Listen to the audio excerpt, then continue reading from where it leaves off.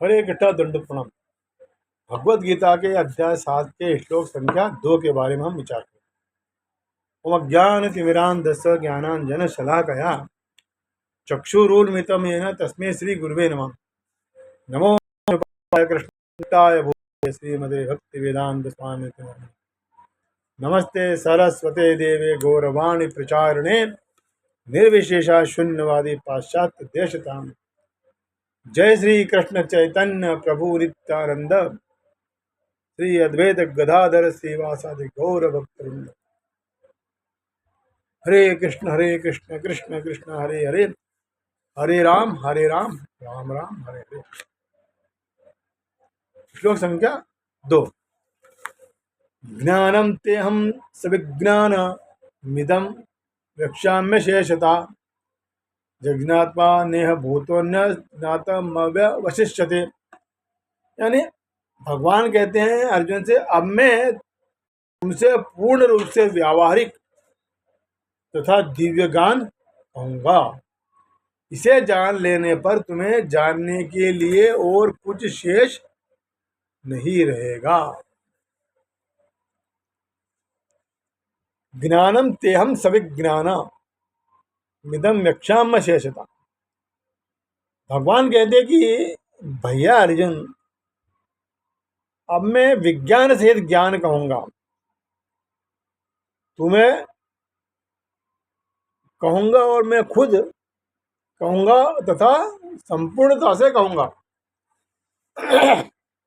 ऐसे तो हर एक आदमी हर एक गुरु से मेरे स्वरूप के बारे में सुनता है और उससे लाभ भी होता है, परंतु तुम्हें मैं स्वयं कह रहा हूं। भगवान अर्जुन से कहते हैं, स्वयं कौन? जो समग्र परमात्मा है वह मैं स्वयं। ऐसा भगवान कहते हैं। मैं स्वयं मेरे स्वरूप का जैसा वर्णन कर सकता हूं दूसरा नहीं कर सकता, क्योंकि वे तो सुनकर और अपनी बुद्धि के अनुसार विचार करके ही कहते हैं। उनकी बुद्धि समष्टि बुद्धि का एक छोटा सा अंश है। वह कितना जान सकती है छोटी सी बुद्धि। वे तो पहले अनजान होकर फिर जानकार बनते हैं, पर मैं तो सदा से ही अलुप्त ज्ञान हूं। मेरे में अनजानपना न है, न कभी था, न कभी होगा। इसीलिए मैं तेरे लिए उस तत्व का वर्णन करूंगा जिसके जानने के बाद और कुछ जानना बाकी नहीं रहेगा। 10वें अध्याय के 16 श्लोक में अर्जुन कहते हैं कि आप अपनी सबकी सब विभूतियों को कहने के समर्थ हैं। भक्तुरमर्हस्य शेषेण दिव्या ह्यात्म विभूतिया। तो उसके उत्तर में भगवान कहते हैं कि मेरे विस्तार का अंत नहीं है। इसलिए प्रधानता से कहते हैं भगवान, प्राधान्यता कुरु श्रेष्ठ नास्तंतो विस्तरस्य में। फिर अंत में भगवान कहते हैं कि मेरी विभूतियों का अंत नहीं है। नान्तो अस्ति मम दिव्यानाम विभूतिनाम परंतपा। भगवान कहते हैं कि मैं विज्ञान सहित ज्ञान को संपूर्णता से कहूंगा और शेष नहीं रखूंगा, अशेषता। इसका तात्पर्य समझना चाहिए कि मैं तत्व से कहूंगा, ऐसा भगवान कहते हैं अर्जुन से। तत्व से कहने के बाद कहना जानना कुछ भी बाकी नहीं रहेगा। अब 10वें अध्याय में विभूतियों और योग की बातें आई है कि भगवान की विभूतियों का और योग का अंत नहीं है। अभिप्राय है कि विभूतियों का अर्थात भगवान की जो अलग अलग शक्तियां हैं उनका, और भगवान के योग का अर्थात सामर्थ्य ईश्वर का अंत नहीं होता है। तात्पर्य है कि सगुण भगवान का जो प्रभाव है, ऐश्वर्य, उसका कभी अंत नहीं होता। जब अंत नहीं आता तब उसको जानना मनुष्य की बुद्धि के बाहर की बात है, परंतु जो वास्तविक तत्व है उसको मनुष्य सुगमता से समझ सकता है। जैसे सोने के गहने कितने होते हैं, इसको मनुष्य नहीं जान सकता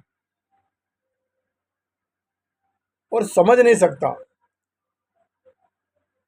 क्योंकि गहनों का अंत नहीं है। परंतु उस गहनों में तत्व से एक स्रोत है, इसको तो मनुष्य जान नहीं सकता। सोना, गोल्ड।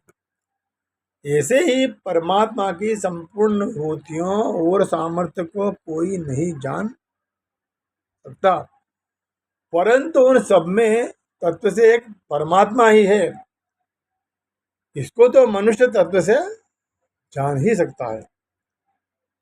परमात्मा को तत्व से जानने पर उसकी समझ तत्व से परिपूर्ण हो जाती है और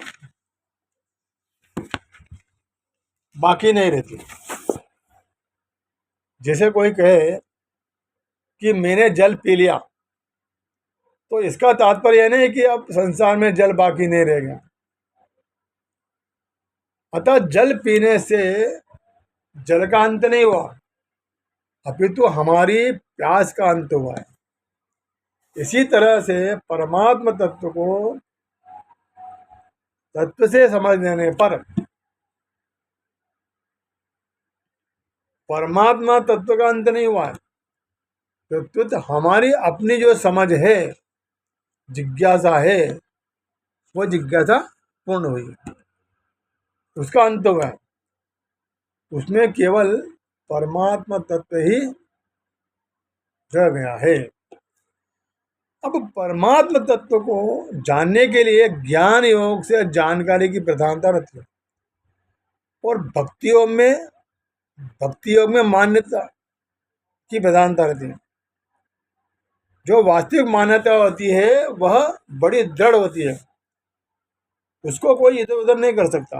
अर्थात मानने वाला जब तक अपनी मान्यता मानने वाला जब तक अपनी मान्यता नहीं छोड़ेगा, तब तक उसकी मान्यता को कोई छुड़ा नहीं सकता। जैसे मनुष्य ने संसार और संसार के पदार्थों को अपने लिए उपयोगी मान रखा, तो इस मान्यता को स्वयं छोड़े बिना कोई दूसरा नहीं छुड़ा सकता। परंतु स्वयं इस बात को जान ले कि ये सब पदार्थ उत्पन्न और नष्ट होने वाले हैं, तो इस मान्यता को मनुष्य छोड़ सकता है, क्योंकि यह मान्यता असत्य है, झूठी है। जब असत्य मान्यता को भी दूसरा कोई नहीं छुड़ा सकता, तो जो वास्तविक परमात्मा सबके मूल में है, उसको कोई मान ले तो उसकी मान्यता कैसे छूट सकती है? क्योंकि यह मान्यता एब्सोल्युटली राइट है, पूर्ण सत्य है। यह यथार्थ मान्यता ज्ञान से कम नहीं होती, अपितु ज्ञान के समान ही दृढ़ होती है। भक्ति मार्ग में मानना मुख्य होता है, भक्ति मुख्य होती है, सेवा मुख्य होती है। जैसे 10वें अध्याय के पहले श्लोक में भगवान ने अर्जुन से कहा कि हे महाबाहो अर्जुन, मैं तेरे हित के लिए परम सर्वश्रेष्ठ वचन कहता हूं, तुम सुनो, अर्थात तुम इस वचन को मान लो।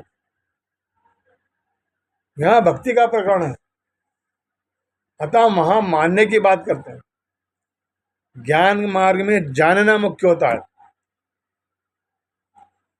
14वें अध्याय में भगवान कहते हैं कि मैं फिर ज्ञानों में उत्तम हूं और सर्वश्रेष्ठ ज्ञान कहता हूं, जिसको जानने से सबके सब मुनि परम सिद्धि को प्राप्त हुए हैं। महाज्ञान का प्रकरण है, अतः वहां जानने की बात कहते हैं। भक्ति मार्ग में मनुष्य जान लेता है और ज्ञान मार्ग में जान करके मान लेता है। भक्तियों में डायरेक्ट मानता है, ज्ञान योग में ज्ञान के द्वारा मान लेता है। अतः पूर्ण होने पर दोनों की एकता हो जाती है। संसार का निर्माण भगवान ने किया है और ये संसार उसी में लीन हो जाता है। इसलिए भगवान इस संसार के महाकारण है, ऐसा मानना ज्ञान है। सर्व कारण कारणम,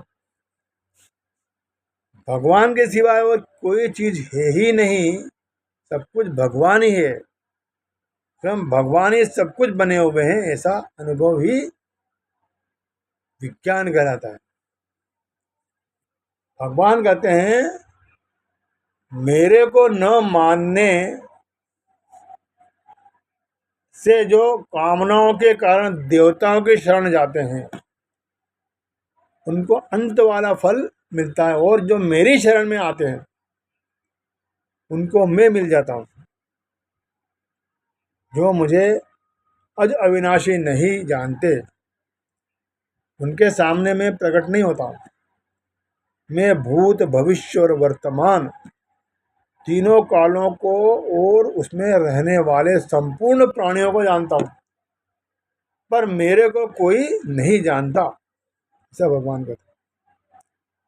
जो द्वंद्व मोह से मोहित हो जाते हैं वे बार बार जन्म मृत्यु के चक्र में प्राप्त होते हैं, उलझे रहते हैं।